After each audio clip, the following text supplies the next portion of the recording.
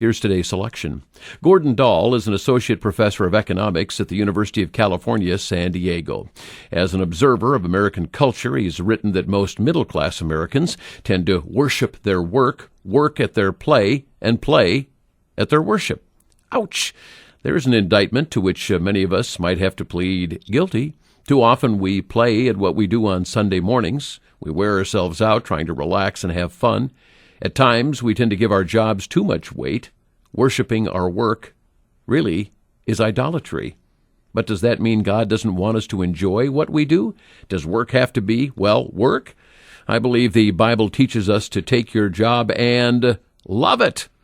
Here's what King Solomon wrote in Ecclesiastes 3. I've had a good look at what God has given us to do, busy work mostly. Oh, true, God made everything beautiful in itself and in its time. But he's left us in the dark so that we can never know what God is up to, whether he's coming or going.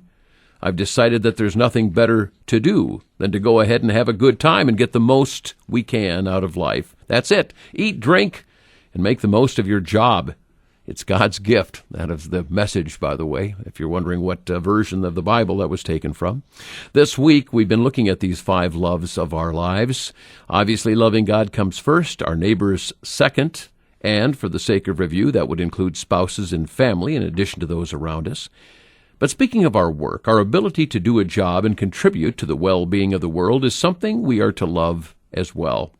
A big part of the abundant life Jesus came to bring us is the satisfaction he makes possible 9 to 5.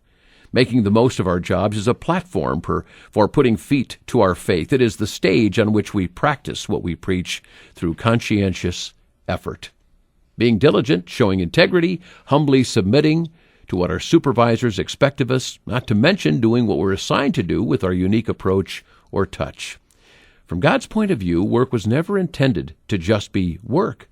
Your job is a vocation. Our English word vocation actually comes from the Latin and means a calling. Wherever we are, whatever we do, it is a sacred calling. Neurosurgeons and nannies, hardware store clerks, software engineers, sailboat builders and salesmen, florists and dentists, wealth managers and health professionals, baristas and barristers. King Solomon, in spite of his foolish choices with women and idolatry, was actually pretty wise when it came to understanding God's view of work. As you prepare to head out the door today, or as you navigate rush hour traffic, actually thank the Lord that you have a job to go to.